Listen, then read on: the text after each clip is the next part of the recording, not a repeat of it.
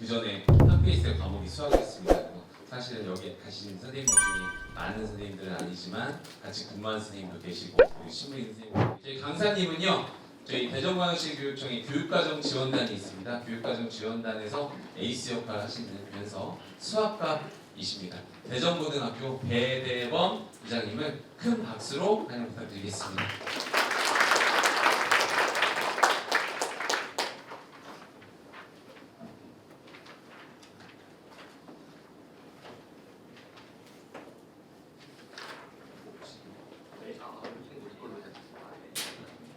네, 안녕하십니까. 저는 대전고등학교 교사 배대범이라고 합니다.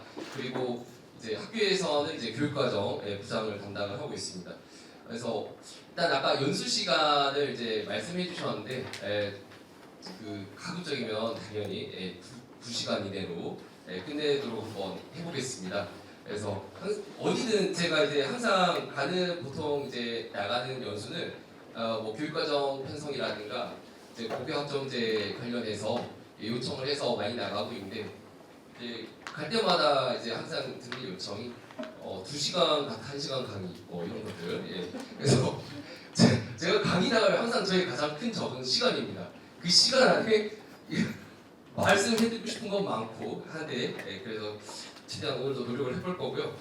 그래서 수학에 관련된 이런 수학 선생님들하고 같이 고민해볼 기회가 제가 봤을 때 몇 년 만에 지금 한 번인 것 같습니다. 이렇게 수학 선생님들끼리만 저희가 모인 게 아닌가요? 저만 안 다닌 건가? 그래가지고 너무 좀 오늘 설레고 친정집에 온 기분입니다. 이렇게 저희 수학 선생님들이 이렇게 저희 대전에 많고 힘을 발휘할 수 있는 이런 존재라는 걸 좀 느낄 수 있는데요. 근데 이제 오늘 여기 제가 오신 분들 다른 이제 명렬표를 못 보고 그 엑셀에 참가자분들 이름을 쫙 봤어요. 근데 정말 제가 존경하는 그 선배 수학 교사님들도 되게 많으시고, 또 여기 계신 분들이 저보다 연차가 더 많으신 분들이 훨씬 많으실 거예요. 그래서 오늘 사실 이 자리는 그래서 제가 뭔가 더 뛰어나고 잘해서 여기 서 있는 게 아니라 누군가는 이걸 해야 됩니다. 그러다 보니까 제가 여기 서 있다라고 봐주시면 감사할 것 같고, 오히려 제가 여기 와서 저희 그 선배 수학 교사님들에게 좀 배울 점들 이런 것들을 많이 배워가는 그런 시간으로 저는 좀 가지고 싶습니다. 그래서 이제 오늘 2022 대전교육과정 때문에 사실은 여기 모이신 건데, 이 2022 대전교육과정을 일단 한번 전반적으로 살펴보는 이야기를 좀 하고 싶습니다. 그리고 오늘 제가 이왕 여기 이제 연수 강사를 온 김에 제가 평소에 고민하고 있던 그 수학 교육적인 면들 이런 것들을 함께 공유하고 싶고, 여기 계신 분들하고 그런 것들을 좀 해결해 나가는 것들을 고민해 보고 싶더라고요. 일단 2022 대전교육과정 같은 경우는 어쨌든 저희는 국가에서 주도하는 교육과정이죠. 근데 제가 최종적으로 오늘 말하고 싶은 거는 학교 수학이라는 건데요.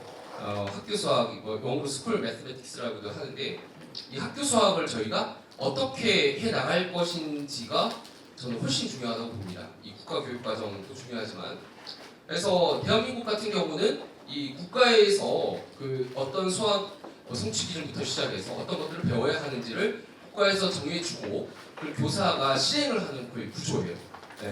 그래서 이런 구조다 보니까 이번에 교과서 선정하셨을 때도 보셨겠지만 개념이나 이런 것들이 다 복사 붙여넣기 수준이에요. 그 예를 들어서 공통수학 1과 공통수학 2의 7종 교과서를 보시면 이게 뭐가 다르지? 그래서 진짜 저도 우스갯소리로 이 표지를 보고 뽑아야 되나? 뭐 디자인이 뭐가 더 좋지? 이런 걸 생각했을 정도로, 그러니까 앞에 도입부나 뒤에 실생활 소재 있죠? 이런 것 약간 다르고요. 근데 거의 비슷해요. 또 실생활 소재들도 거의 찾아보면, 왜냐면 이제 소재가 고갈이 나가지고, 그러다 보니까 이 7종의 교과서가 어떻게 7종이지 1종 한 종 아니냐, 전 그런 생각까지 들 정도였거든요.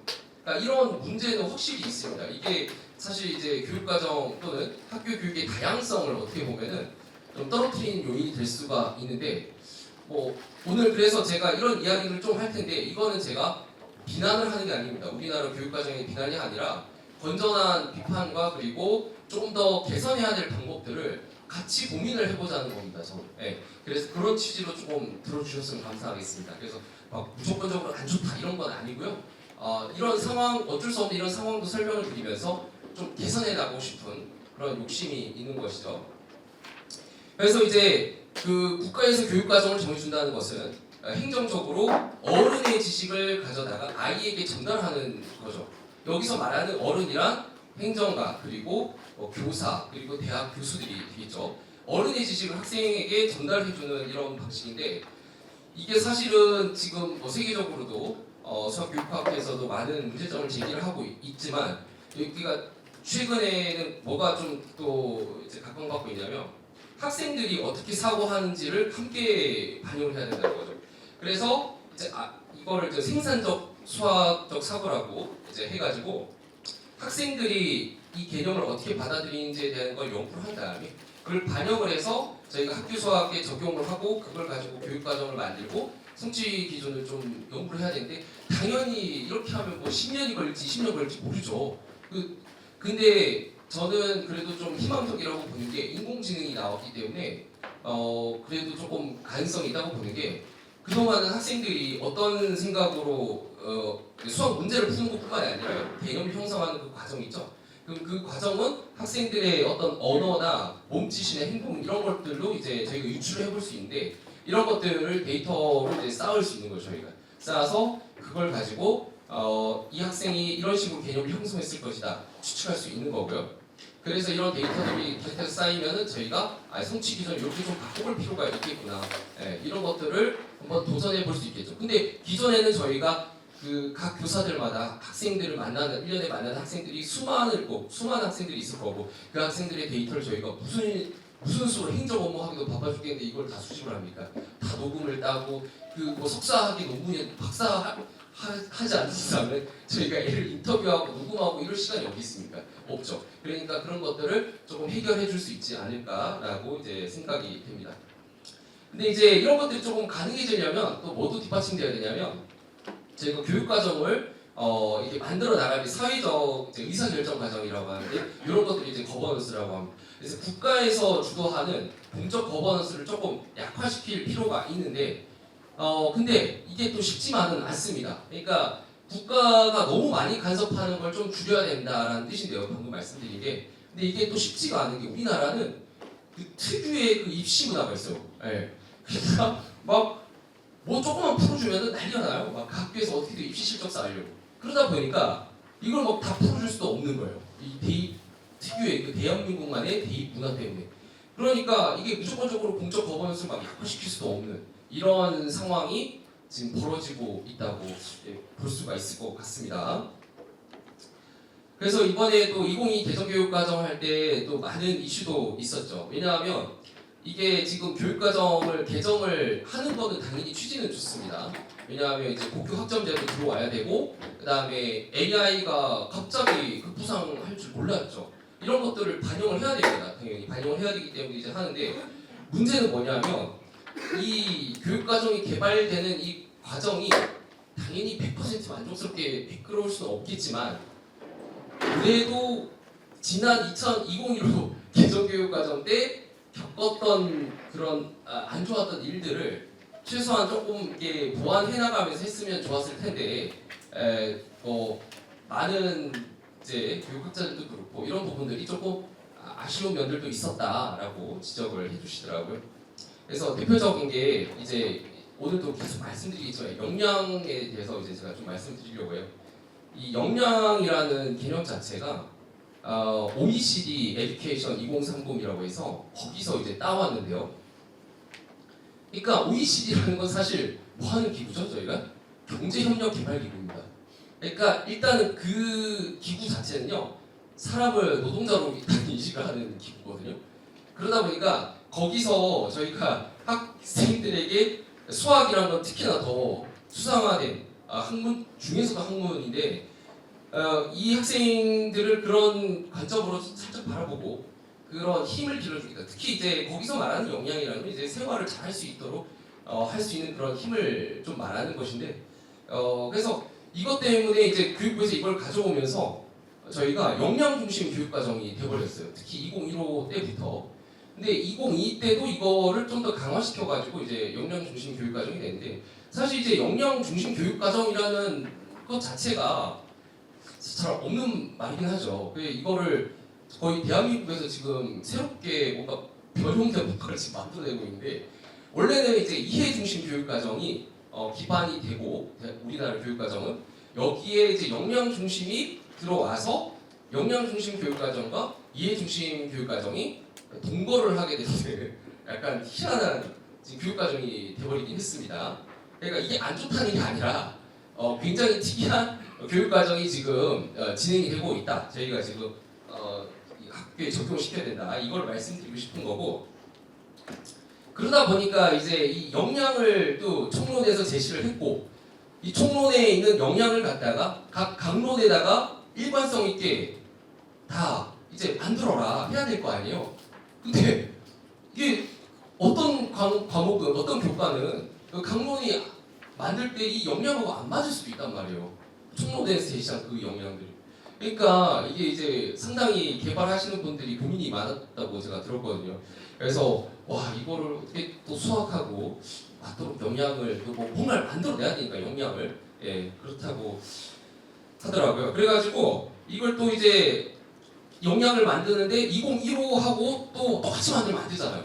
그럼 뭐 그냥 복사해서 붙여넣네 뭐 아무것도 안 하고 그냥 그대로 한 거 아니냐 이런 말 들을 수 있으니까 또 차별성 있게 해야 돼요. 2015하고 그러다 보니까 좀 이제 딱 봤을 때 급하게 뭔가 바꾼 것 같은 느낌도 있는 것도 있고 근데 또 이번에 뭐 역량만 건드린 건 아니고 이해 중심 교육 과정에 대해서도 제대로 한번 적용해보자 해서 이제 핵심 아이디어라는 걸 또 아주 또 긍정적인 그런 방향도 나왔습니다.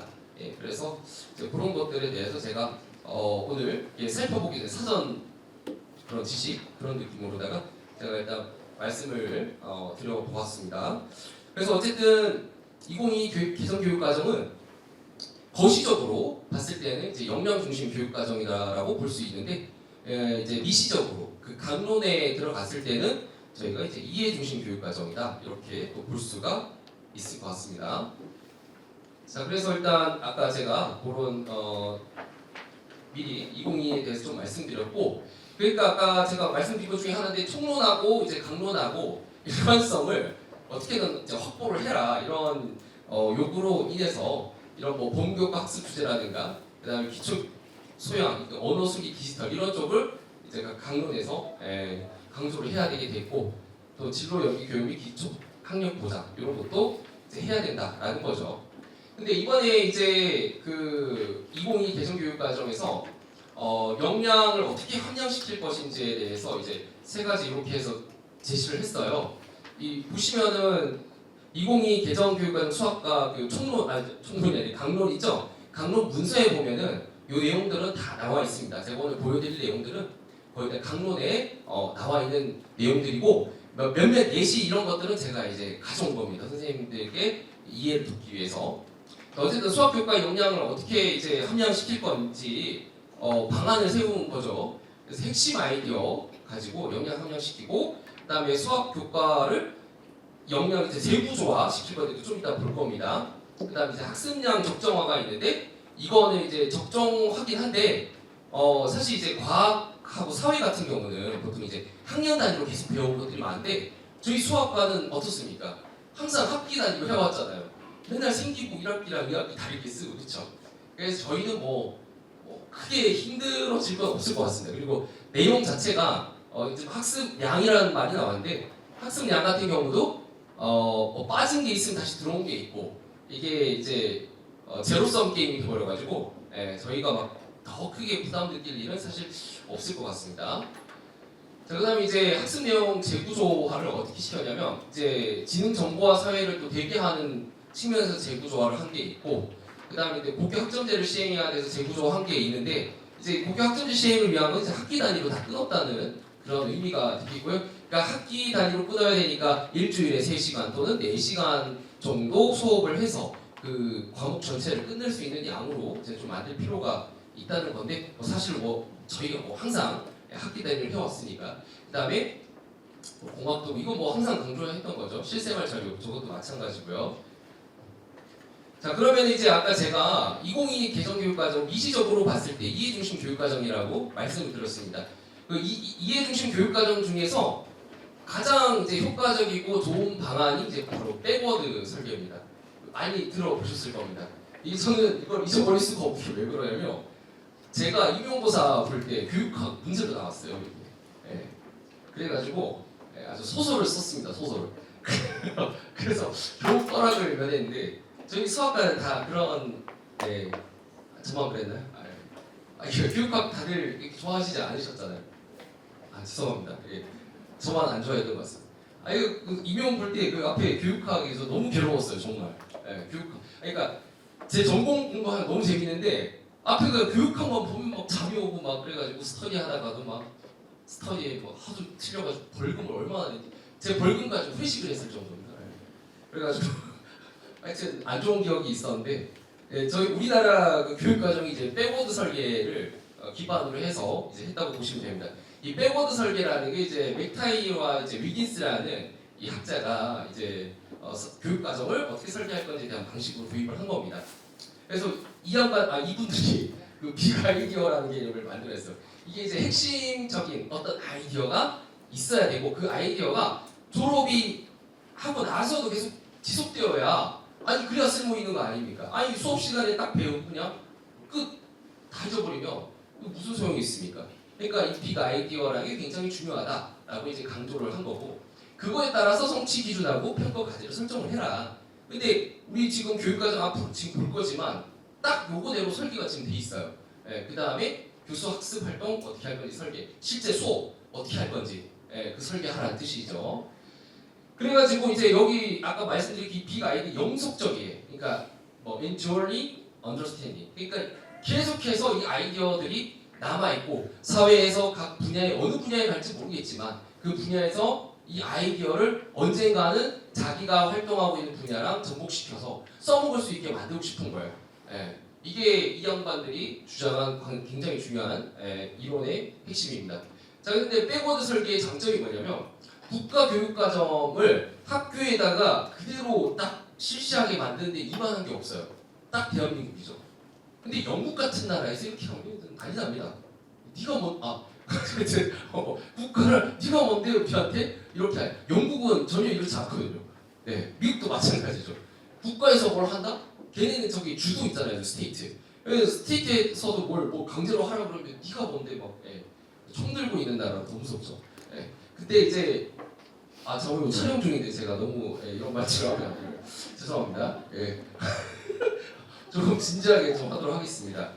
어쨌든 이런 대한민국에 너무 적합한 교육 과정 설계 방식이고 그다음에 이제 성취 기준 중심의 수업이잖아요. 그러니까 교과서에 있는 내용을 그대로 가르치라는 게 아닙니다. 성취 기준을 딱딱 정해주고 요 성취 기준에 도달하는 것까지 교사 당신이 해야 될 목표다 이런 식으로 정해주기 때문에 교과서에 뭐 예를 들어서 뭐 실생활 소재 돋보기 해갖고 뭐 그 연습 문제 중단어 마무리 넣고 앞에 살짝 있는 거 있잖아요. 요거 안 한다고 해서 문제 안 된다는 거예요. 앞에서 이미 성취 기준 달성시켰으면 끝난다는 거죠. 그러니까 학습량이 막 엄청나게 늘어나지 않고 오히려 완화되는 거죠. 그 다음에 또 그 어떤 목표 내용 평가 이게 지금 이제 교수 평기라고 해서 저희가 계속해서 예전부터 강조해 오던 것들이죠. 이런 거에 일치, 그러니까 마지막 특히 대한민국은 이제 다른 나라는 없는데 대한민국 기록이 있습니다. 기록까지 하기에 굉장히 좋은 설계 방식입니다. 아주 그 대한민국용으로 만들어진 거의 설계 방식. 근데 단점이 있는데 뭐냐? 학생의 호기심과 관심보다는 평가 위주 수업 활동. 이게 딱 우리나라의 현상이죠. 등급 나누기. 그 다음에 예를 들어서 그런 점 있잖아요. 저희가 수학 교사로서 수업을 엄청 잘해서 칭찬을 듣기보다는 왜 이렇게 시험 문제에 대해서 비난받을까봐 더 걱정하는 일이 많으시죠. 그러니까 이게 평가 위주 수업 활동이 전개될 수밖에 없고, 그 다음에 학생 개개인의 특징을 이제 고려하는 구성주의 학습이라고 하는데, 또 특히 제가 또 대학원에서 이제 구성주의 쪽으로 또 전공을 해가지고 이 구성주의 학습에 또 비적합하다. 근데 이건 사실 뭐 대한민국뿐만이 아니라 어느 나라에서든지 사실 있을 수밖에 없는 문제긴 한데 좀 유독 한국이 좀 심하긴 하다. 그다음에 이제 학생이 원하는 결과를 넘어선 능력을 가질 경우 비적합하다. 그러니까 학생이 어떤 학생은 이 성취 기준이 너무 이제 우수일 수도 있죠. 이거보다 훨씬 잘하는 학생인데. 근데 이 학생 입장에서는 이게 이제 또 너무 시시해 보일 수도 있고. 또 이런 비판이 또 훨씬 많은데 어떤 비판이냐면 우리나라 성취 기준을 보면은 아 이거 도대체 누구를 기준으로 만들어 왜 이렇게 어렵냐. 좀 이따 성취 기준 같이 보시겠지만 이러니 기초 학력 미달이 발생하지. 이게 너무 성취 기준인데 이게 어떻게 기준이라는 거는 이제 좀 어느 정도 하향선으로 이제 맞춰놓을 필요가 있는데 기준이 중간쯤에 올라가 있으니까 밑에 막 우르르 떨어진 애들이 많아질 수밖에 없지 않느냐 이런 비판이 굉장히 많아요. 실제 논문도 찾아보면 제가 사실 그래가지고 오늘 이거 또 연수 준비하면서 이렇게 존경스러운 분들이 많으시기 때문에 함부로 이야기하면 안 돼서 논문만 진짜 한 30편 읽어보고 왔습니다. 그래가지고 그 논문들의 내용 봤는데 그 논문은 사실 저보다 더 험한 말을 써나가요. 저는 정말 순화해서 말하고 있는 거예요. 예. 하여튼 그런 게 있는데 어쨌든 간에 장단점이 있다. 저는 그 말을 해드리고 싶은 겁니다. 근데 보면 어쨌든 우리나라에 굉장히 적합한 것들이 많고 2022 개정교육과정을 개발하시는 분들이 2015에서 조금 아쉬웠던 점들을 그래도 많이 개선하려고 노력했다는 점들이 느껴졌습니다. 저는 이걸 연구하고 보면서 그래서 같이 보실 텐데요. 자 이게 지금 이제 저희 강론 책에도 나와 있는데 백워드 설계에 의해서 핵심 아이디어가 가장 중심이 됩니다. 그래서 핵심 아이디어 아까 빅 아이디어라고도 하고 뭐 영속적 이해라고도 하고 뭐 전이 능력이라고도 말을 합니다. 자 그다음에 이제 내용 체계 세 범주인데 지식 이해, 과정 기능, 가치 태도인데 이거를 제가 어떻게 비유를 하면 좋을까라고 생각을 해봤는데 이제 이렇게 좀 생각하면 좋지 않을까 싶습니다. 저희가 뭔가를 생각을 하고 인지를 해야 돼요. 그러면 시각으로 보든가 청각으로 보든가 촉각으로 느껴야 됩니다. 그런 어떤 수용하는 통로라고 보시면 되는 거예요. 예. 그러니까 어떻게든 이 아이디어는 이 세 가지를 거쳐서 표현이 된다는 거죠. 예. 그럼 저 세 가지는 도대체 어디서 나온 거냐? 우리나라 같은 경우에는 그 OECD도 OECD 에듀케이션 2030에서 가지고 왔는데 이 지금 지식이해, 과정 기능, 가치 태도 이 세 가지를요. 근데 원래 저거 원조는 어디냐면 이해중심 교육과정에서 나온 겁니다. 그래서 사실 이제 OECD도 어디선가에서 참고를 할 거 아닙니까?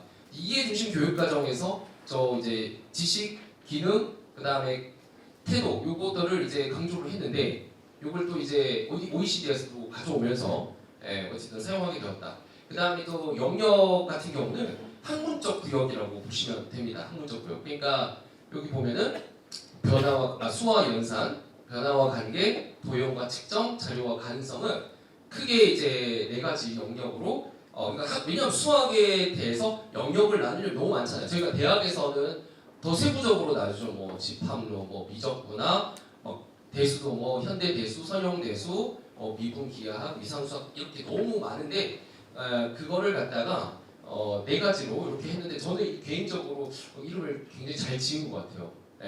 특히 이 함수 쪽을 갖다 변화와 관계, 개인적으로 마음에 듭니다. 그 다음에 또 이제 수학 교과 역량이라는 게 있는데, 자 이걸 통해서 그러면 이제 어떤 역량을 길러야 되는지가 요 바깥 부분에 이렇게 동그라미로 표시가 돼 있어요. 그래가지고 지금 보면은 문제 해결 역량, 추론 역량, 이제 의사소통 연결, 정보 처리 역량 이렇게 있습니다. 이것도 이제 세부적으로 볼 겁니다. 자 그러면은 이제 먼저 그 역량의 개념을 좀 더 구체적으로 살펴볼 건데, 아까도 말씀드렸다시피 역량이라는 거는 OECD에서 사용하는 주 용어이고 여기서 제시하는 것들을 이제 우리나라에서 수용해서 그대로 사용하고 있다고 보시면 되고요. 아까 말씀드렸다시피 이게 그 시각, 청각 뭐 이런 것처럼 지식 이해, 과정 기능, 가치 태도인데 각각이 이제 무슨 뜻이냐? 지식 이해라는 것은 각 교과 및 학년별로 해당 영역에서 알고 이해해야 될 내용인데 쉽게 말하면 지식이나 개념을 의미하고, 그다음에 과정 기능 같은 경우는 영어로 보면 스킬이에요, 스킬. 그러니까 이 학생이 개념을 형성해서 끝난 게 아니라 이걸 가지고 뭔가 해야 돼요. 그래가지고 이제 교과 고유 사고 및 탐구 과정 등 기능을 의미하고, 가치 태도 같은 경우는 사실은 이 부분은 이제 요 두 개랑은 살짝 결이 좀 다른 느낌이죠. 이건 정의적인 그런 영역에 해당이 돼서 이 가치 태도는 뭔가 이걸 해가지고 정기적으로 그러니까 예를 들어서 뭐 유용성을 인식한다든가 이런 것들을 의미하는 겁니다. 예. 그래서 그렇게 이해하시면 될 것 같아요. 근데 이제 좀 이따가 성취 기준 보시겠지만 저 가치 태도가 사실은 이 세 가지를 적절히 조합해서 이 성취 기준을 만드는데 저 가치 태도를 넣기가 쉽지가 않아요. 특히 수학에서. 그래가지고 만드는 분들이 참 고생하셨겠다 이런 생각이 들었고요. 자, 그다음 2015 개정교육과정이 역량이 이렇게 6개로 제시가 돼 있는데 지금 2022에서 이렇게 5개로 재구조화를 한 거예요. 역량을. 자, 뭐가 바뀌었냐면 그 창의 융합하고 태도 및 실천 요 두 개가 이제 연결 요걸로 합쳐져 가지고 재구조화가 됐다고 보시면 될 것 같습니다. 자, 그러면은 각각의 역량이 무엇을 의미하는지를 제가 말씀드리려고 해요. 여기 강론에 보면 문제 해결 역량이란 이런 것이다라고 사실 한번 찾아보시면 명확하게 나와 있진 않아요. 그래서 제가 강론에 있는 내용들을 쭉 읽어보고 선생님들께서 그 문제 해결 역량이 무엇이냐라고 물어봤을 때 어떻게 대답할 수 있을까라는 생각으로 제가 그걸 다 읽고 한번 요약해서 만든 겁니다. 그래서 강론에는 사실 이 내용 이렇게 제가 요약해 놓은 게 없습니다. 그냥 제가 열심히 했다는 그냥 그거 말하고 싶어서 했고요. 그래서 문제 해결 역량 같은 경우는 아까도 말씀드렸듯이 세 개로 표현을 해야 되는데 수학의 개념 원리 법칙을 이용해서 이제 해결한다. 이게 이제 문제 해결 지식 이해에 해당되는 부분이고, 근데 제가 이거를 그냥 넘어갈 수도 있겠지만 하나하나 읽어드리는 이유가 이때 아니면은 저희가 읽어볼 기회가 없습니다. 그래서 제가 하나하나 읽겠습니다. 그다음에 적절한 문제 해결 계획을 수립하고 실행하며 문제 해결 과정을 반성하는 게 바로 과정 기능으로서의 그 역량 표현하는 거고, 그다음에 자신감 있게 문제 해결에 참여하고 끈기 있게 도전해서 성취감을 느낀다. 그러니까 문제 풀 때 끝까지 풀어봐라 그런 뜻이죠. 그걸 가지고 있는 힘을 길러라 이런 뜻이고요. 그다음에 추론 역량 같은 경우 볼게요. 지식 이해 쪽에서는 수학의 개념 원리 법칙에 흥미와 관심을 갖고 탐구하며 이해하고, 위에 보는 거랑 뭔 차이점이 있을까?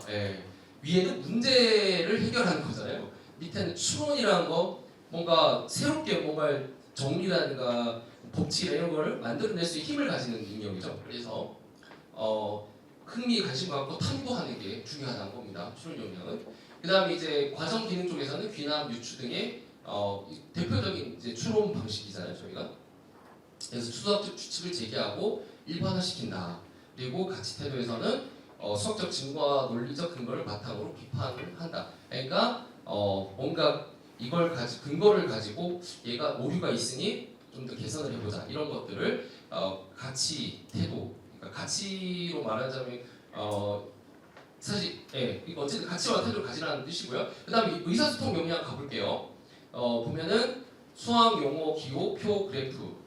대표적으로 이제 여기에 소통할 수 있는 수학적으로 수학에서 어떤 언어라고 할 수 있죠. 이게 이런 것들을 정확하게 사용하고 변환할 수 있느냐. 그 다음에 과정 기능 중에 자신의 사고와 전략을 수학적으로 표현하고 다른 사람의 견해를 이해할 수 있느냐. 그리고 가치 태도에서는 수학적 아이디어에 대해 타인을 배려하고 의견을 존중하는 태도, 이런 것들을 강조하고 있는데, 특히 이제 2022 개정교육 과정에서 협력적 의사소통 능력을 굉장히 중요시합니다. 그러니까 자기 혼자 잘나서 상위 20%의 사람들이 막 나머지 하위 80%를 이끌어가는 시대가 아니라 이제는 같이 협력해가지고 회사면 그 팀 내에서도 협력해서 어떤 프로젝트를 잘 추진해갈 수 있게 하는 그 사람이 중요한 거죠. 팀 리더가. 그런 사람이 될 수 있도록 좀 해야 되니까 중요시 되고 있는 것 같습니다. 자, 그 다음에 이제 연결 역량을 보면 이제 수학적 개념 원리 법칙 똑같이 나오죠. 이건 유기적으로 연계할 수 있느냐. 그 다음에 과정 기능 쪽에서는 수학을 실생활이나 타교과의 지식 기능 경험에 적용하거나 해석할 수 있느냐.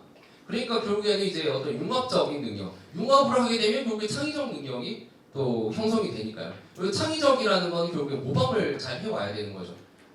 잘 돼 있는 것들을 모방하고 따라하다 보면은 또 창의성이 생기는 거죠. 그래서 여러 가지 학문에서 이렇게 형성되어 있는 걸 잘 융합하고 이런 것들이 중요할 것 같습니다. 그 다음에 또 수학적 유용성을 인식한다. 정보 처리 역량 같은 경우는 자료와 정보를 목적에 맞고 목적에 맞게 수집하고 변환하고 정리해서 결론을 도출한다. 그리고 교구나 공학 도구를 적절하게 활용한다. 그러니까 여기에 대한 이제 스킬이 있어야 된다는 거죠. 뭐 GeoGebra를 사용한다든가 RGOS를 사용한다든가 더 나아가서 울프레 말파를 사용한다든가 더 나아가서 챗GPT를 가지고 프로그램을 만들어 본다든가 이런 것들. 예. 그다음 이제 수학적 근거를 바탕으로 합리적인 의사결정을 하는 태도가 바로 이제 정보 처리 역량이 되겠습니다. 네, 그래서 요건 한 번씩 다 중에서 읽어보았습니다. 자, 그다음에 이제 그 내용 영역에서 또 변화가 있었습니다. 내용 영역은 아까 제가 말씀드렸다시피 학문적인 그런 구역이라고 말씀드렸는데요.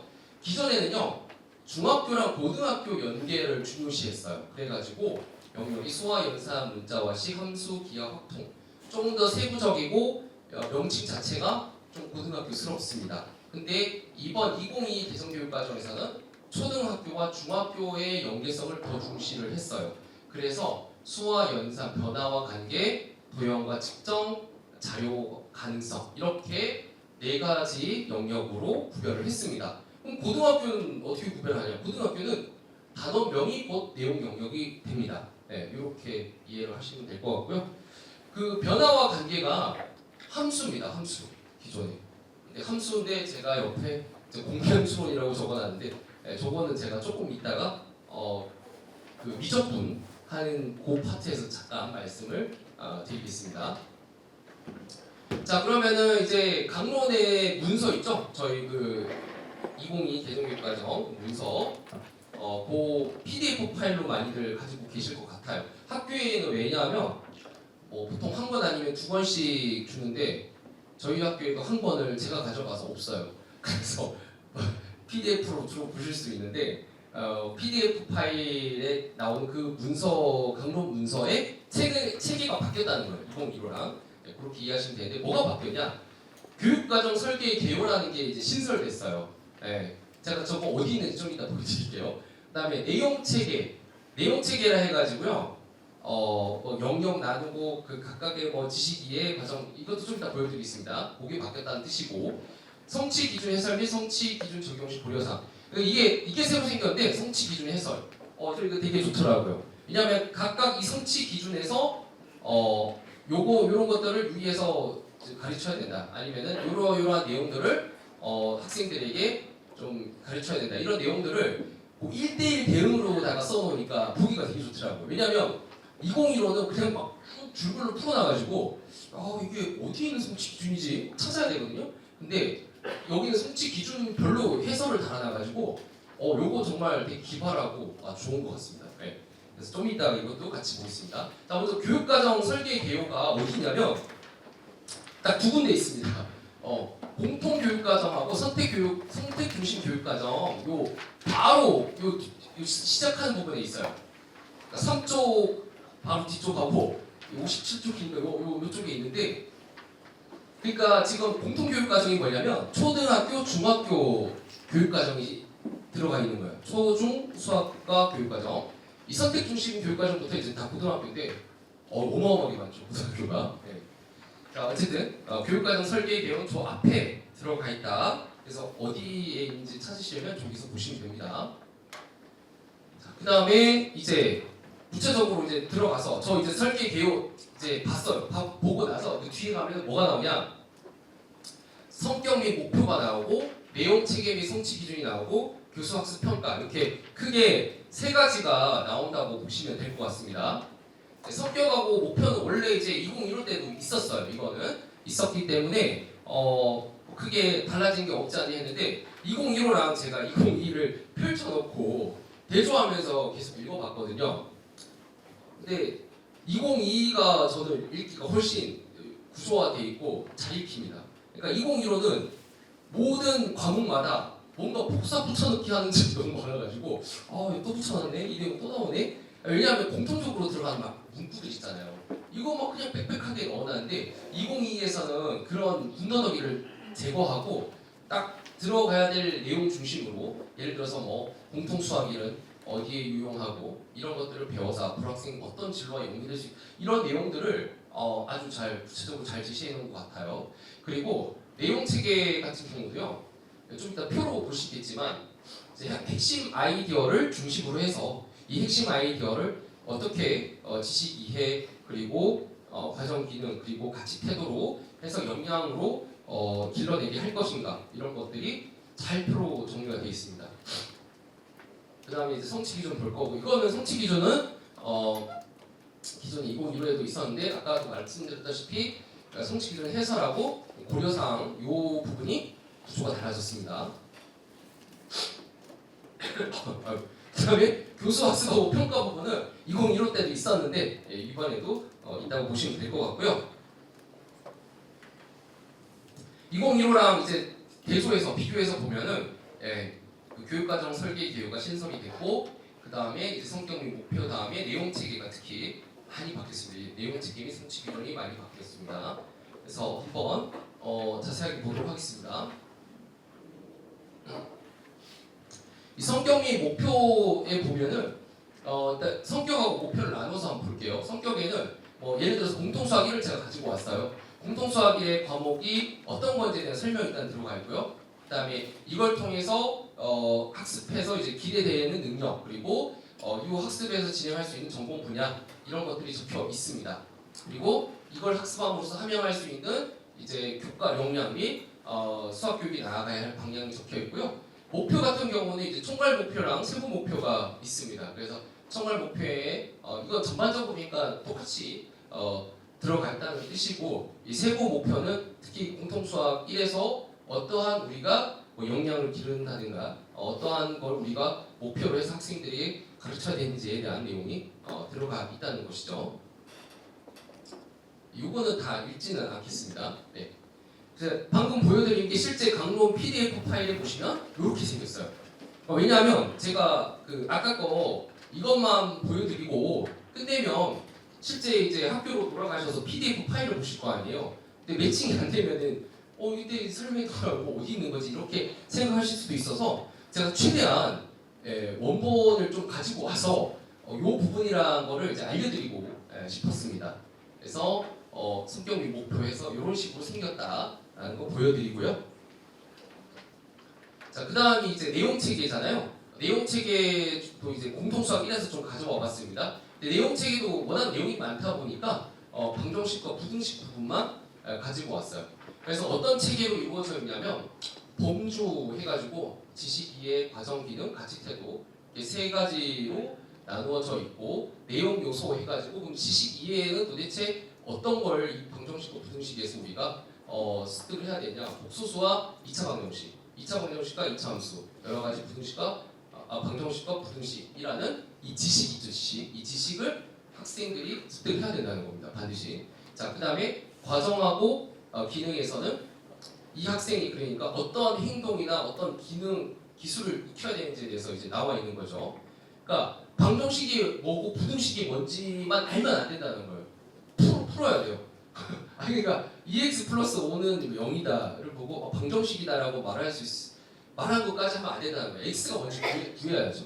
네. 그래서 x가 뭔지 구할 수 있어야 되니까 그런 것들을 우리가 하게 해야 된다는 뜻이고 그 다음에 이제 가치 태도 같은 경우는 이 방정식을 그럼 내가 왜 배우느냐 그 방정식 풀어서 도대체 뭐가 좋은 거냐 이런 유용성을 또 인식을 해야 되고 그 다음에 방정식이 안 풀린다고 그냥 하자마자 때려치고 막 그러지 말고 끈기있게 해봐라 이런 태도들을 이제 우리가 학생들에게 가르쳐야 된다는 거죠. 그래서 여기 보면은 이런 것들이 이제 뭐가 되냐면 옆에 나와 있지만 성취 기준 개발의 이제 근거가 됩니다. 그래가지고 여기서 뭐 이거랑 이거를 섞어서 성취 기준을 하나 뭐 만든다든지 이렇게 섞어서 성취 기준을 하나 만든다든지 해서 요거를 적절하게 짬뽕을 해가지고 이제 성취 기준이 만들어진다라고 이해를 하시면 될 것 같습니다. 자, 그래서 아까 제가 말씀드렸던 그 내용 체계가 실제 강론에서는 이렇게 생겼어요. 이렇게 해가지고 제가 방금 그건 이제 PPT용으로 만든 거고요. 근데 제가 그러면 처음부터 그럼 이걸 가지고 그냥 강의를 하면 되지 저걸 만드냐 이렇게 생각하실 수도 있는데 이게 너무 글자가 작아가지고요 안 돼요. 이거 아무리 확대해도 잘 안 보입니다. 그래서 제가 굳이 이렇게 PPT로 이렇게 표로 만든 거예요. PPT 표로. 네.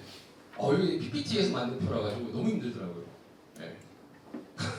한글에서 표 만들기 쉽잖아요. 근데 PPT에서 표 만들면 진짜 셀 나누기도 너무 힘들고요. 네, 난리 납니다. 어쨌든 그래서 이렇게 실제로는 PDF에 이렇게 생겼다라고 말씀드리고요.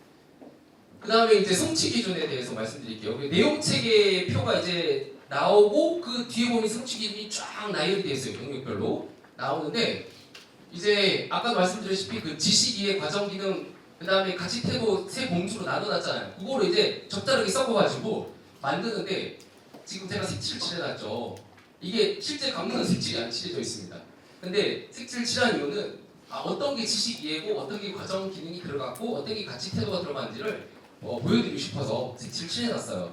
그래서 예를 들어서 10공수 1-02-04에 보면은 2차 방정식과 2차 함수를 연결하여 그 관계를 설명할 수 있다 해서 2차 방정식과 2차 함수는 이 학생이 습득해야 될 지식이고 그 다음에 연결하고 설명하는 거는 과정과 기능에 해당되는 거죠.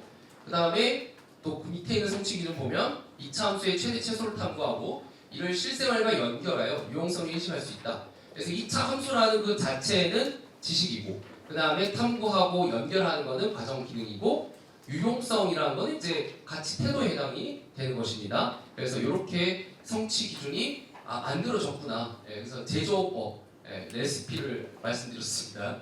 그 다음에 성취 기준 이제 해설이 나온다고 했었죠. 성취 기준 해설인데 요거에 대한 성취 기준 이제 해설 1대1 대응으로 이제 친절하게 설명을 해주죠.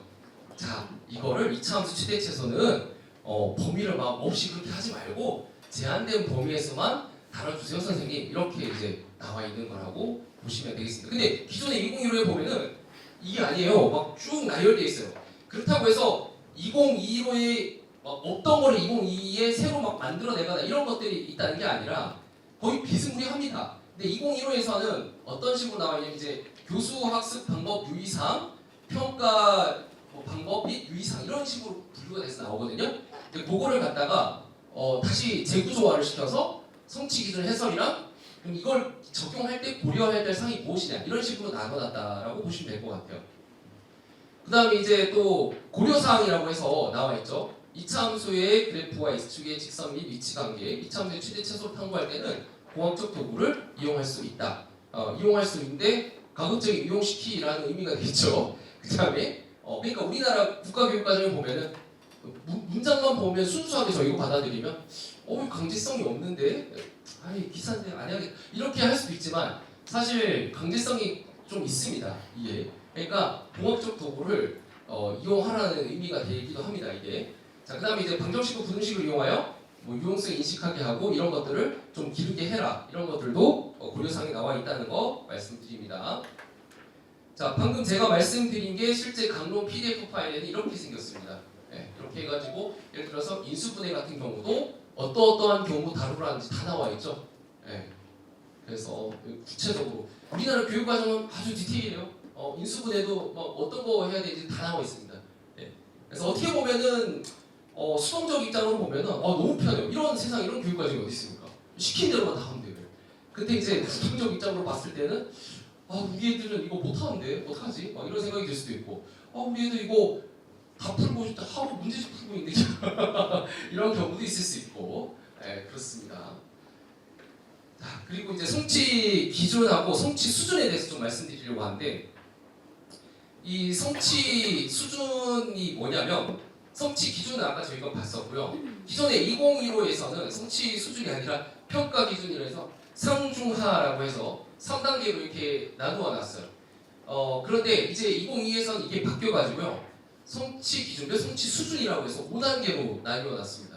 자 사실 이제 5단계로 나뉘어진 이유 중에 하나가 저희가 또 최소 성취 수준 보장 지도랑 연관지어져서 거기서 이 학업 성취율 40%에 해당되는 게 어느 정도냐는지 진술문이 있어야 될 거 아닙니까? 그렇기 때문에 좀 개발되었다라고 보시면 될 것 같고 성취 수준이 학교에 있는 그 학생들의 특징에 따라 다를 수 있죠. 반드시 성취 수준을 갖다가 막 써야 된다 그런 건 아니고 제가 가져온 이거는 티클리어에 다 있습니다. 티클리어에 가면은 2015 개정교육과정에 대한 그 성취 기준에 따른 평가 기준도 있고요. 그 다음에 2022 개정교육과정에 따른 그 성취 기준에 따른 성취 수준도 나와 있습니다. 그래서 T클리어 말 그대로 아주 클리어하게 모든 자료가 다 있습니다. 거기. 그래서 T클리어를 정말 이용하시면 좋고요. 거기에 막 고시외 과목들도 다 나와 있고 국가교육과정들, 뭐 시도 교육과정 편성 운영 지침도 올라와 있고 너무 좋은 사이트입니다. 그래서 많이 이용해 주시면 좋을 것 같아요. 그리고 저희 교육청 교육과정 홈페이지도 있거든요. 거기도 많이 이용해 주시면 정말 좋습니다. 그다음에 이제 그 성취 기준 막 설명돼 있어요. 그거 다 넘어가고 나면 이제 교수 학습 및 평가라는 부분이 있습니다. 이것도 PDF 파일 이거 그냥 그대로 가져왔는데 너무 많아가지고 그러니까 교수 학습의 방향이라고 해서 어떤 식으로 학생들을 가르치면 좋다라는 내용이 나오는데 저희가 사실은 잘 안 읽어보잖아요. 아니 뭐 저도 잘 안 읽어봐요. 예. 근데 이거 보면은 되게 근데 유의미한 내용이 되게 많습니다. 되게 고민을 많이 하고 써놨구나. 그러니까 교수 학습 방향이라고 나오니까 사실 할 수 있는 방법이 총동원돼 있어요. 수학 교사로서 이러이러한 것들도 사용할 수 있고 이러이러한 방법도 사용할 수 있고 막 되게 많이 나와 있어요. 보면서 좀 깜짝 놀랐거든요. 예, 아주 굉장히 의미 있는 내용들이 많고요. 평가 같은 경우도 우리가 수행 평가하는 것들도 있잖아요. 그런 것들도 여기 보시면은 도움이 될 수 있는 게 굉장히 많아요. 왜냐하면 수행 평가를 저희가 할 때 이 학생 몇 점 이렇게 나눠야 되죠. 몇 점 감점 이렇게 그 평가 기준을 만들어야 되는데 그거 만들 때 좀 요거를 참고하시고 만드시면 좋을 것 같습니다. 자 이제 2015랑 바뀐 부분을 좀 설명하도록 할 텐데 제가 요거 하다가 4시 되면은 바로 좀 쉬는 시간을 갖도록 하겠습니다. 왜냐하면 오늘 3개의 파트로 구성되어 있는데 방금 첫 번째 파트가 끝났어요. 근데 두 번째 파트 시작도 안 하고 제가 너무 불안할 것 같아가지고 저거 무조건 다시 안에 끝내겠습니다. 자 그래서 두 번째 파트 보겠습니다. 2015에서는 이제 뭐가 없었냐면 융합 선택이 없었어요. 근데 2022에서는 공통 과목 일반 선택, 진로 선택하고 융합 선택이 생겼습니다. 자 요거는 이제 좀 한번 설명을 드릴게요. 공통 과목은 이거 고등학생이라면 반드시 알아야 되는 거죠. 이거 이수해야 되는 겁니다. 공통 수학 1, 공통 수학 2에 해당되고 근데 너무 이거 하기 어려워. 그러면 기본 수학 1, 기본 수학 2 이제 하라는 건데 우리 대전고에는 일반고는 다 공통 수학 1, 2를 편성을 해놨더라고요. 그 다음에 이제 일반 선택 같은 경우는 제너럴 한 거, 이 학생이 아직 진로가 정해지지 않을 수도 있죠. 문이과 결정도 못했을 수도 있고요. 그랬을 때 좀 배울 수 있는 과목들인데 이 과목들이 저희 수능 출제 과목하고 다 일치가 됩니다. 그래서 대수, 확통, 그 다음에 미적분원 이렇게 해당이 되고 진로 선택 같은 경우는 이제 본인 진로가 어느 정도 확정이 됐어요. 그래가지고 미적분 2 해가지고 나는 공대 쪽으로 가보겠다 이런 것들 아니면 나는 경상 계열 쪽으로 가보고 싶어. 그럼 경제 수학을 배우는 거죠. 그래서 진로 선택에 경제 수학도 있고 그 다음에 또 인공지능 수학도 있죠. 인공지능 쪽으로 가보고 싶다. 자 그다음에 융합 선택 같은 경우는 여러 이제 과목 교과가 이런 것들 융합하는 거다 보니까 수학, 과제 탐구, 수학과 문화 이런 것들이 있습니다. 그러면은 이제 어떤 과목들이 있는지 2015랑 비교를 한번 해볼게요. 기존에는 일반 선택에 수원, 수투, 확통, 미적분이 있었다면 이번에는 대수, 미적분원, 확통인데 제가 좀 이따가 요거 1대1 매칭도 보여드릴 겁니다. 이 수학원이 대수가 됐고 수학2가 미적분원이다. 여기는 일단 전체적인 개괄적인 것만 보시면 될 것 같아요. 진로 선택에도 이제 기하, 시험 근데 차이점이 뭐냐면 2015에서는 진로 선택이 등급 산출이 안 되지만 2022에서는 여기 나와 있는 모든 과목이 싹이 다 등급 산출이 됩니다. 그래서 제가 여기서 좀 오늘 꼭 드리고 싶은 말씀은 수학과 문화랑 수학 과제 탐구도 등급 산출이 되거든요. 근데 이거를 3학년 1학기에 편성한 학교들이 대부분 다 편성을 해놨어요. 제가 너무 걱정이 되는 게 이걸 어떻게 등급을 가리실 건지 이거 만약에 등급 가리시려면은 제가 봤을 때는 그 사회탐구 영역 그 수능 문제 알죠? 그거처럼 내야 되지 않을까 싶어요. 지문 주고 다음 중에 윤리적으로 연구윤리에 맞지 않는 걸 골라라 뭐 이런 것들을 낸다든가 쉽지 않을 것으로 저 예상이 됩니다. 이게 3학년 1학기건 2학기건 아니 무조건 등급 산출돼야 됩니다. 그렇기 때문에 이 부분에 대해서 저희가 많이 좀 정보도 공유를 하고 해야 될 것 같습니다. 물론 2년 후에 얘기긴 한데 3년이요? 예. 예, 그렇습니다. 그래서 저 부분을 제가 꼭 말씀드리고 싶었고, 그 다음에 이제 진로 선택 같은 경우도 기존에는 등급 산출이 안 됐는데, 지금 보시면은 이런 그 과학고들 있죠? 이걸 갖고 와도 다 등급 산출 된다는 거 말씀을 드립니다. 자, 일단 기존에 있던 수학, 공통수학 1, 2로 분리가 됐고, 여기서 지금 뭐 빠지고 넣고가 많이 바뀌었죠. 공통수학 1에 지금 2학기에 원래 있었던 경우의 수가 들어가 있고, 이번에 행렬 도입됐습니다. 그리고 2차 함수는 제한된 범위에서만 최대 최소를 다루게 돼 있고요. 도형의 방정식이 원래 이제 1학기 쪽에 있었는데, 사실 이게 1, 2학기가 나눠져 있지는 않지만 저희가 뭐 암묵적인 룰로 여기 끊어서 1학기까지 했었죠. 기말고사 딱 되고. 근데 어쨌든 도형의 방정식이 이제 2학기로 넘어갔습니다. 자, 그리고 이제 수학 1, 수학 2 미적분이 있는데 이제 과목명이 일단 변경된 게 가장 큰 특징인데, 저는 이거 원래 미적분 1, 미적분 2였잖아요. 2009 개정에서 이거 너무 잘 바꿨다고 생각이 됩니다. 원래 미적분이 이 내용 자체가. 근데 너무 아쉬운 거는 수학 1이죠. 이건 뭐 저뿐만 아니라 모두가 그렇게 생각하시잖아요. 이게 왜 이름이 대수가 됐을까? 이제 가장 이제 우리나라 교육과정 역사 미스터리한 일이 되어버렸습니다. 대수가 됐는데 사실은 엄밀히 따지면 학문적 영역으로 프리칼큘러스라고 해서 기초 미적분학에 해당이 됩니다. 그래서 미국 같은 경우는 이게 프리칼큘러스에 다 나온 내용들이거든요. 미국의 그 교과서나 교육과정에 보면. 그러니까 지수함수와 로그함수, 상함수 수열을 갖다가 왜 프리칼큘러스나 대수 이런 붙여냐? 학기 단위로 무조건 다 쪼개야 돼요, 내용을. 그러다 보니까 어쩔 수 없이 이렇게 됐다는 게 이해는 되지만 이름이 살짝 아쉽다. 그 다음에 또 미적분 1에서 어떤 변화가 있냐면 이 기존의 수학 2죠. 여기서 그 적분 도입하는 방식이 2015에서 바뀌었어요. 그래가지고 2015에서 어떻게 바뀌었냐면 좀 이따 자세히 보겠지만 그 부정적분을 먼저 정의를 하고 부정적분의 차를 갖다가 이용해서 정적분 정의를 했는데 사실 이게 맥락이 전혀 없는 거예요. 정적분의 최초의 탄생 원인이 넓이를 구하기 위해서 만들어진 건데 이 아무 맥락도 없이 그냥 부정적분을 갑자기 도입을 해서 만들었는데 이번에는 그 의견이 좀 반영이 된지 그러지 말자. 일단 넓이로 정의는 하는데 또 아쉬운 점은 구분구조법 없앴어. 이게 원래 이게 시발점인데 이게 원조인데 이건 없애고 이것까지 하면 너무 양이 많잖아요. 없애고 일단 넓이로 정의한 다음에 하자. 그래도 여기까지 해도 저는 조금 만족스럽습니다. 그래도 그나마 다행이다. 부정적분에서 바로 들어간 것보다 낫다라고 이해가 되고요. 그 다음에 이제 미적분은 미적분 2가 됐습니다. 이름이. 그리고 1, 2가 있으면은 위계성이 있다는 뜻이에요. 그러니까 1을 배워야 2를 배울 수 있다는 건데 뭐 교육과정 편성을 당연히 거꾸로 해놓은 곳은 없지만 만약에 전입생이 왔을 경우에는 이런 것들 주의를 해야 되겠죠. 그 다음에 이제 확률과 통계 같은 부분에 어떤 변화가 있냐면 순열 조합에서 원순열이 삭제됐습니다. 원순열 어렵지 않은데 사실 교과서에서도 한 2페이지밖에 안 돼요. 근데 삭제돼서 좀 살짝 아쉽고요. 그 다음에 모비율 추정이 재도입됐는데 얘가 들어와야 되니까 얘가 삭제된 거죠. 제로섬 게임을 해야 되니까. 그래서 이렇게 됐다. 그 다음에 이제 기하 같은 경우는 2차 곡선하고 직선의 관계 이거 좀 이따가 또 말씀드리겠습니다. 자세하게. 이거는 사실 2번 만나냐 뭐 1번 만나냐 안 만나냐 뭐 이런 것도 있는데 이 중에 접선만 이제 제한을 했고요. 그거만 해라. 그 다음에 벡터 같은 경우는 공간 벡터가 들어왔어요. 그러니까 얘가 들어와야 되니까 얘 집 나가야 되는 거예요. 그래서 빠졌다 이렇게 보시면 될 것 같아요.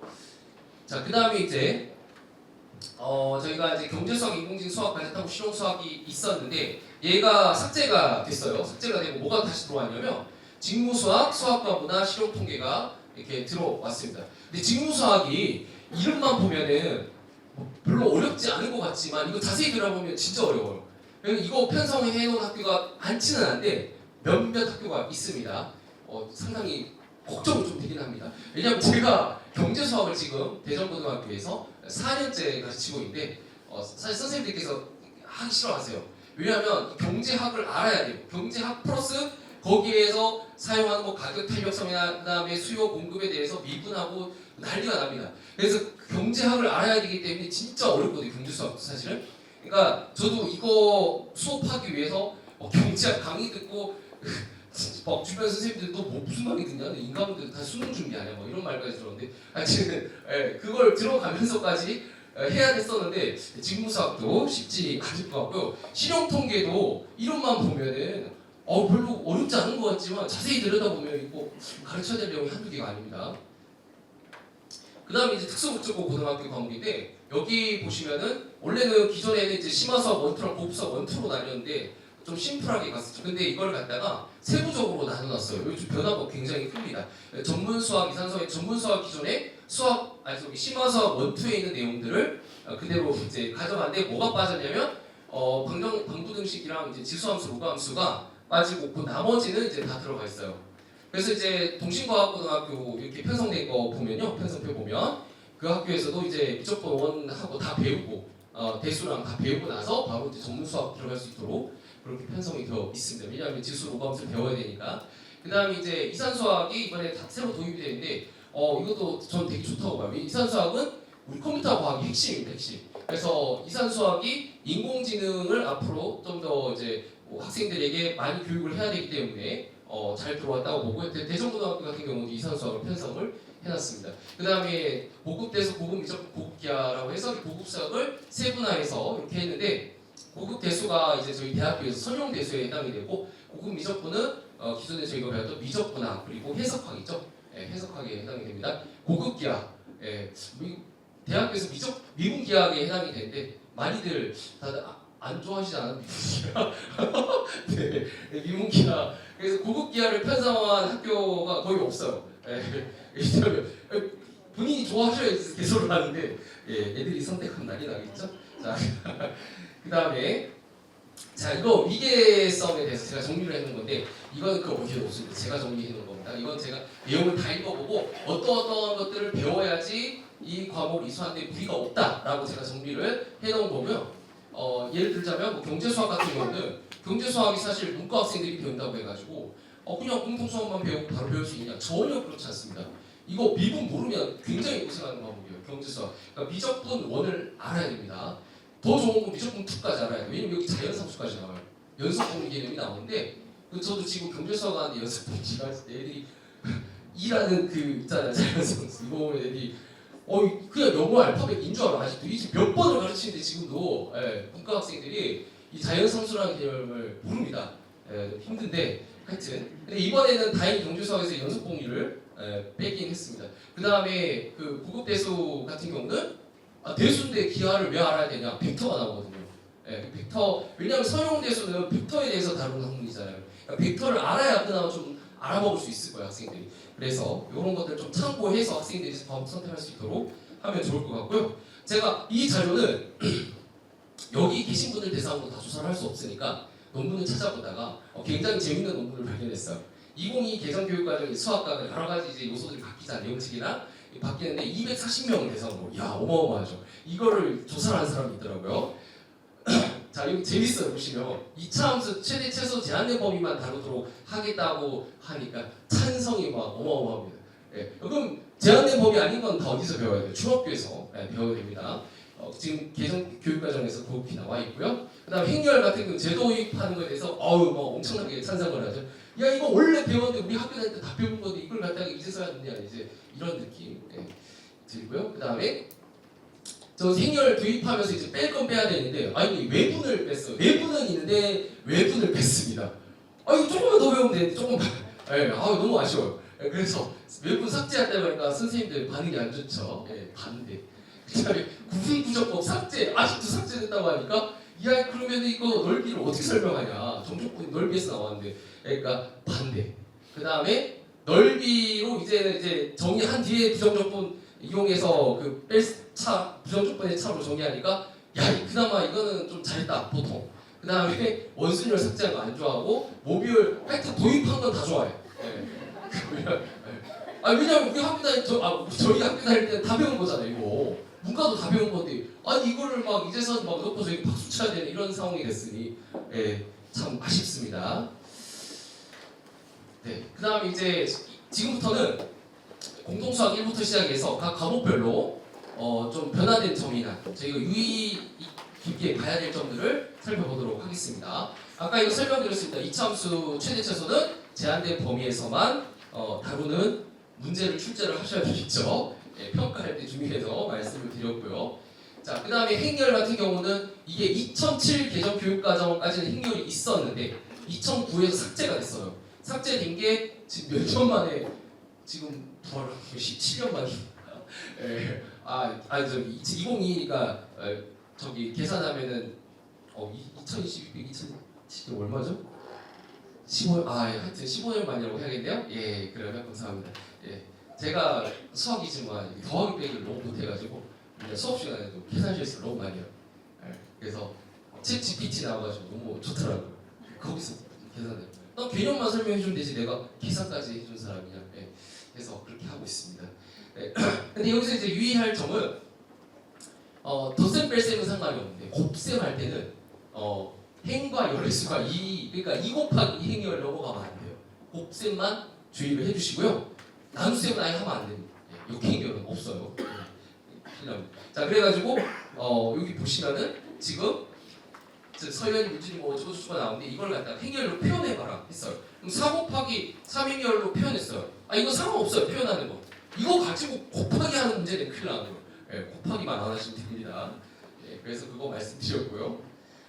그 다음에 이제 공통수학 2로 가보겠습니다.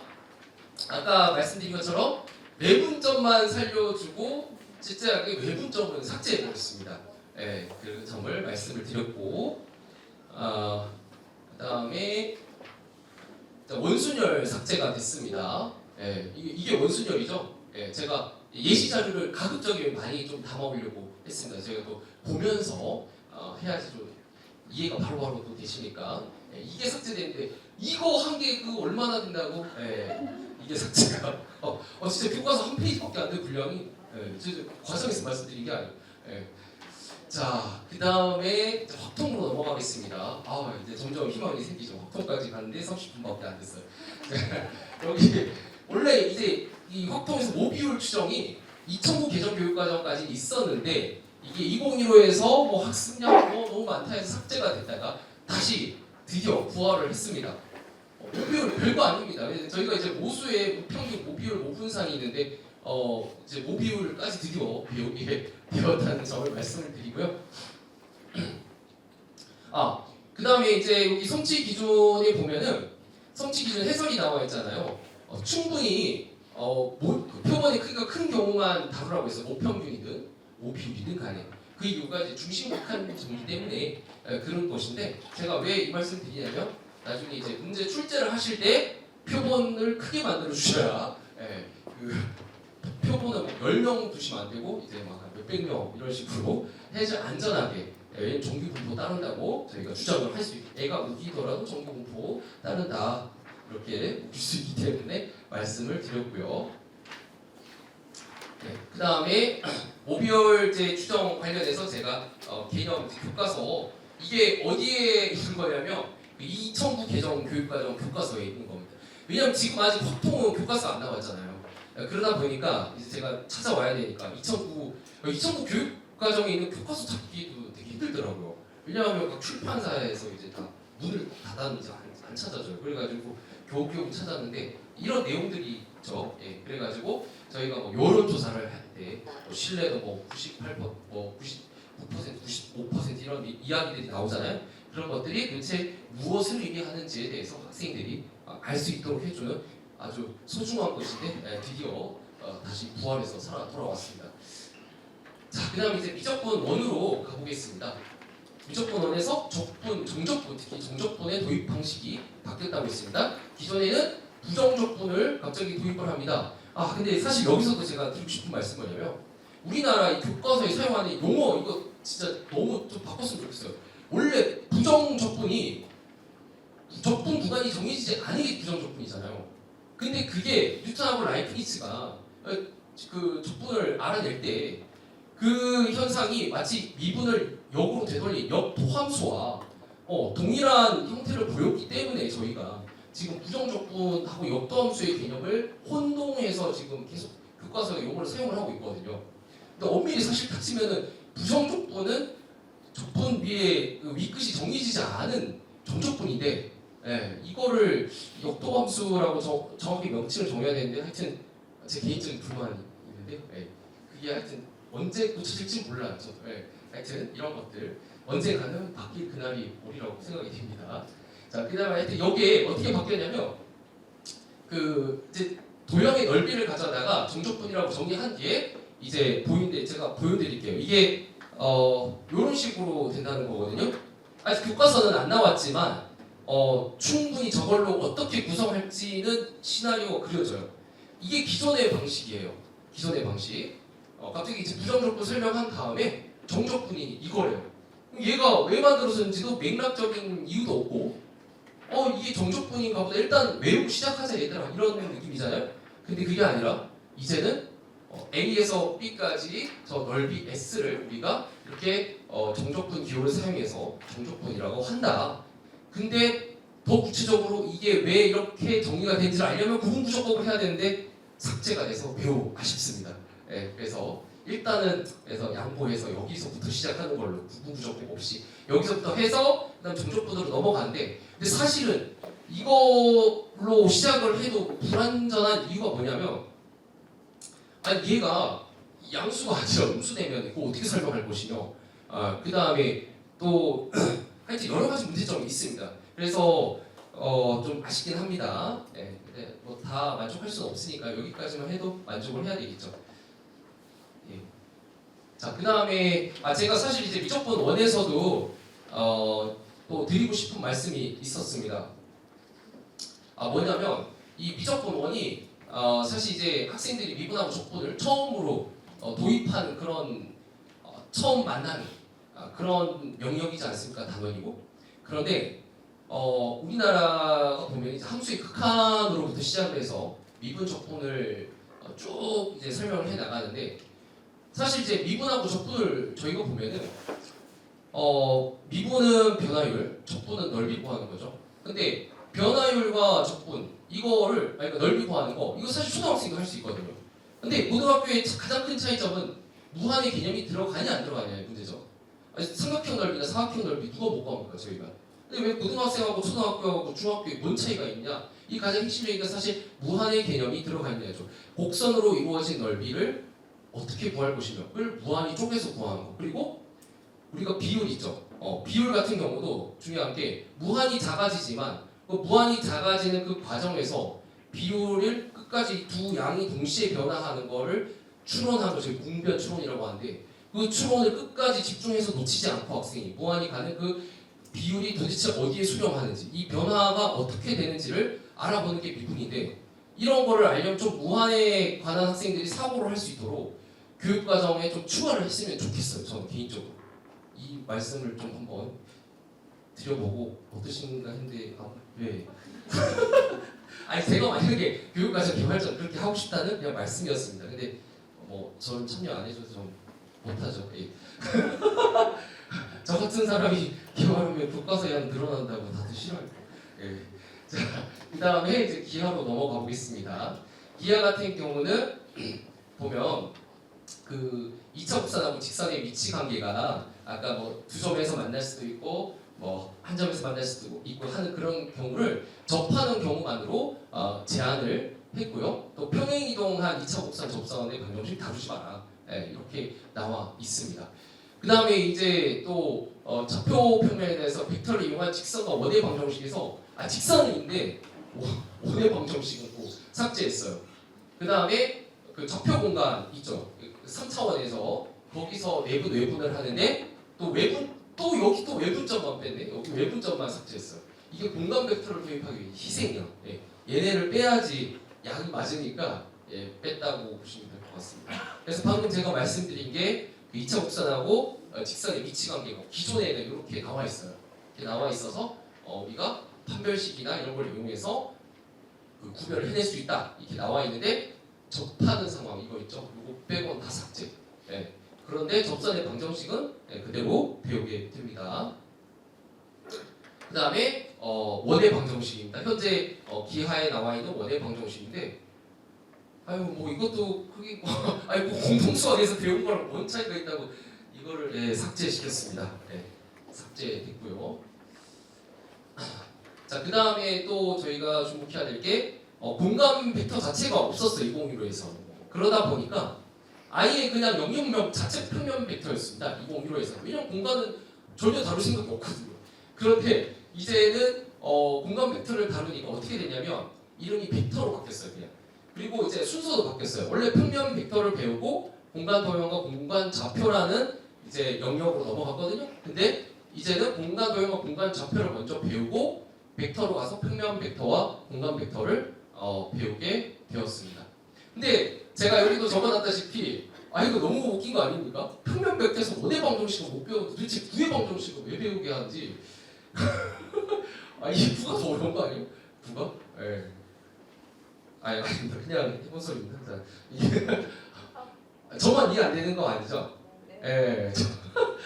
아니 원이 더 쉬운 거 아니에요? 원이? 왜 그 원은 삭제하고 구만 배우지? 자, 그 다음에 요게 지금 공간 벡터 같은 경우가 이제 2009 개정에서는 있었던 내용이 재도입되는 거거든요.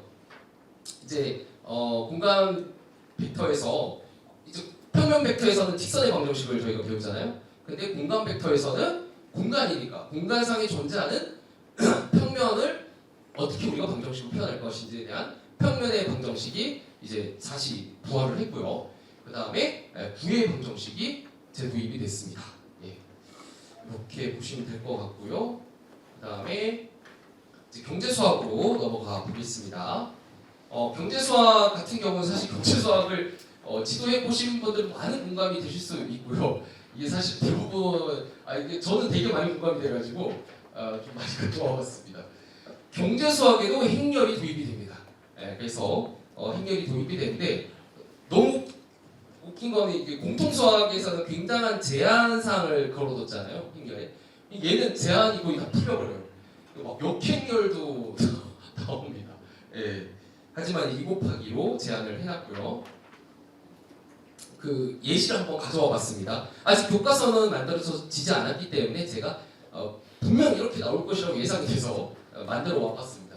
그래서 뭐 A 회사, B 회사 라면 과자를 팔고 있습니다. 그래서 판매 수익은 뭐 이렇게 되고 판매량 XY예요. 그럼 판매 수익이 3,100원이랑 2,400원이 나올 수 있게 하려면 라면하고 과자 개수를 어떻게 구할 수 있겠느냐를 우리가 행렬을 이용해서 표현을 한 다음 행렬의 곱셈으로 나타내죠. 연립 1차 방정식을 그리고 나서 이 A에 해당하는 행렬의 역행렬을 곱해가지고 반대로 보면 안 되죠. 앞에 역행렬을 곱해가지고 저 X에 해당하는 행렬의 성분을 저희가 구할 수 있다라는 것을 이용하면 되는데 학생들이 그 유용성을 인식하려면 한 100 곱하기 100 정도는 해야지 인식을 할 것 같아요. 이 정도 가지고 인식 못할 것 같고 자 그 다음에 이제 경제수학에서 연속공리가 요 개념인데 이게 빠졌어요. 왜냐하면 이제 자연상수가 들어가다 보니까 미적분 2의 자연상수가 나오죠. 그 개념이 필요해서 좀 빠진 것 같습니다. 근데 연속공리를 삭제했지만 그 성취기준의 해설과 그 유의사항에 고려할 사항에 보면은 이런 말이 있어요. 단 미적분 2를 이수한 학생에게는 지도가 가능하다. 우리나라에 이런 학생들이 있을까? 없겠죠. 그래서 걱정이 되고요. 그 다음에 이제 최적화 문제가 추가가 됐습니다. 성취 기준에. 최적화 문제는 어떤 거냐면 이런 겁니다. 어떤 이윤을 극대화한다든지 효용을 극대화하는 문제들인데 이윤 극대화 같은 경우는 저희가 이 이윤은 판매 수익 빼기 비용입니다. 그래서 그거를 갖다가 3차 함수식으로 나타내고 3차 함수의 극소극대를 이용해서 극대점에서 이윤이 최대가 된다라는 것을 구할 수 있고 그 다음에 효용 극대화 같은 경우는 무차별 곡선이라고 하는데 특정한 개수가 주어졌을 때 그 각각의 그 개수를 가지고 저희가 총 효용을 나타내게 되고요. 이건 이제 그 현재 몇 개씩 가지고 있는지에 대한 나의 그 상황을 직선으로 되는 그래서 접하는 상황을 구할 수 있도록 하는 이런 것들이 아마 추가되지 않을까 생각이 됩니다. 이제 세 번째 파트입니다. 신설되는 과목에 대해서 안내를 드리겠습니다. 자, 일단 신설되는 과목 중에 하나가 직무수학입니다. 이 직무수학이 내용 요소가 이렇게 나와 있습니다. 보시면은 경제수학과 매우 유사한데요. 어떤 것은 경제수학보다 조금 더 어려운 내용도 있습니다. 그래서 한번 다 볼 수는 없으니까 저희가 몇몇 개를 좀 보면 지금 직무 상황에서 수개념과 사칙, 연산의 문제를 해결하고 유용성을 인식할 수 있다. 여기까지는 괜찮고 비율과 백분율을 표현할 수 있고 직무 상황에서 연결하여 사용할 수 있는데 문제는 비율을 그냥 저희가 학생한테 야 이거 A 나누기 B 그 다음에 C 나누기 D 했는데 얘네가 이 비율의 값이 같은 거다 이렇게 하는 게 아니라 이런 기본적인 지식들을 저희가 알고 수업을 해야 되기 때문에 어려운 거예요. 손익률, 인상률, 할인율. 자 당장 저희가 대한민국의 경제 성장률을 구하라고 했을 때 이게 되게 헷갈리거든요. 사실 그러니까 경제 성장률 같은 경우도 경제라는 과목에 나오는 건데 이게 사회 선생님들도 제가 물어보면 일반 사회에 해당이 돼요 경제는. 근데 일반 사회 선생님들 중에서도 경제를 수업한 사람만 그걸 거의 기억해낼 수 있는 수준이고 경제가 대부분 없잖아요. 대부분 학교들에 편성이 안 돼 있으니까. 그러니까 경제 성장 뭐지? 이렇게 되는 겁니다. 그리고 경제 성장률의 분모에 들어갈 게 전년도 실질 GDP인지 금년도 실질 GDP인지도 이거 되게 헷갈리거든요. 이게 한 1년만 손 안 대면요. 그러니까 이게 제가 드리고 싶은 말씀은 그러니까 경제학적 지식이 있어야지만 하니까 이게 쉽지 않다라는 걸 말씀드리고 싶은 겁니다. 예. 저희가 당연히 공부를 하면 당연히 다 할 수 있죠. 한데 그러니까 기본적으로 알아야 될 그런 경제적 상식들이 너무 많아요. 그게 너무 좀 거시기합니다. 그 다음에 업무 비용 계산, 예산안 작성 이걸 하려면 회사가 어떻게 돌아가는지를 알아야 돼요. 이 판매 수입이 얼마고 비용이 얼마고 이윤이 어떻게 나는 구조인지 일반 기업에서 이런 것들 저희가 알아야 되고 재무 제표가 어떻게 돌아가는지를 애들한테 설명을 해줄 수 있어야 돼요. 근데 그런 걸 알면 저희가 알아야 되잖아요. 또 이게 보통 어려운 과목이 아니에요. 이게 제가 수학 때문에 어려운 게 아니라 너무 사전 지식이 너무 많이 필요해요. 이게 그리고 난리 났죠. 여기 보면 뭐 연도별 매출액 판매량 분기 뭐 1, 4분기, 2, 3분기 뭐 매출액이 얼마냐 이런 것도 다 저희가 하고 최저 비용, 잉여 상품 최소 그 용어만 들어도 이게 도대체 뭐지? 라는 생각이 들 정도로 이런 생각이 듭니다. 뭐 소비자 잉여가 뭔지, 생산자 잉여가 뭔지, 그리고 소비자 잉여가 의미하는 바는 뭔지 이런 것들을 저희가 사전 지식을 알고 있어야 되기 때문에 쉽지가 좀 보면서 느꼈습니다. 지금 못 가르치겠다. 제 소원이 다음 학교 가면 경제 수학을 안 가르치는 거예요. 진짜 경제 수학 좀 제발 그만하고 싶어요. 낼 문제도 없어요 이제. 경제 수학이 지금 절대평가지만 이제 상대평가로 바뀌잖아요. 절대평가인데 다행인 건 애들이 절대평가라서요. 좀 쉬운 걸 내도 사실 제가 이제 저희 대전 같은 경우 50점만 넘으면 A가 나오거든요. 야 A를 넘는 학생이 12명밖에 안 돼요. 기적이에요 좀. 1번부터 5번까지는 다 주는 문제거든요. 이게 사람이면 볼 수 있는 문제. 근데 그냥 수학적 지식도 필요 없어. 그냥 찍어도 맞출 수 있는 문제. 근데 하여튼 그런 상황인데, 근데 이거 상대평가로 바뀌면 어쨌든 등급을 나눠야 되잖아요. 등급 나눠야 되니까 고민이 좀 많아질 것 같습니다. 왜냐하면 다 9등급 나올까봐요. 다 5등급이죠. 맞아. 다 5등급 나올까 봐 걱정돼가지고. 애들이 너무 평균이 낮아가지고 너무 어려워요. 왜냐면 경제 내용에 수학이 들어가야 되니까. 그렇습니다. 자, 그다음에 이제 수학과 문화를 한번 볼 건데요.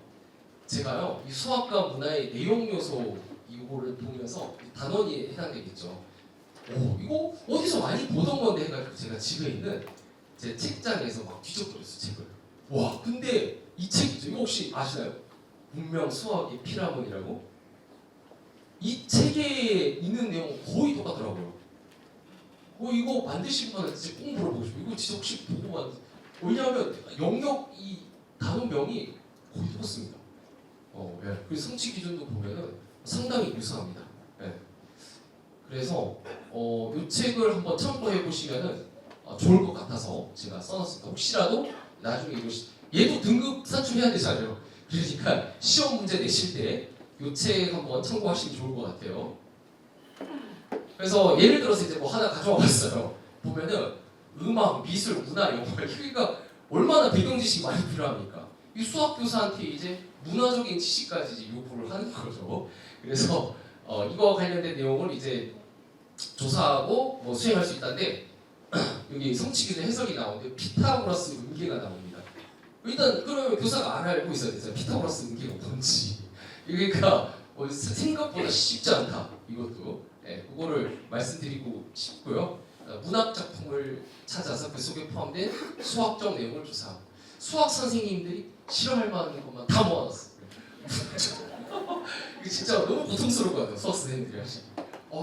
저 사실 막 소설 이런 거 집에서 1년에 단 한 번도 읽지 않는데 저만 저 책을 너무 안 읽는 것 같은데. 예. 이거 비상사태입니다. 이거 만약에 가르쳐야 된다 그러면 책 읽어야 되겠죠 이제 제가. 아무튼 그렇고요. 그리고 얘네들이 수행평가 해올 거 아닙니까? 피드백을 줘야 되는데 뭘 알아야 피드백을 제가 주는데 애들보다 제가 모를 것 같아서 저 그게 너무 걱정돼요. 예. 저보다 문화 자본이 많을 것 같아요 애들이. 그 다음에 또 하나 이제 가져와봤는데 합리적 의사결정을 위한 방법을 제안할 수 있다고 했는데 이거 되게 무서운 말이거든요. 왜냐하면 합리적으로 의사결정을 할 수 있는 수학적 도구가 너무나 많아요. 아까 말씀드렸듯이 이윤 체제와 효용 극대화 있죠. 이거 다 합리적 의사결정 방법이고 그 다음에 기대 효용이라는 게 또 있어요. 경제수학이 보면.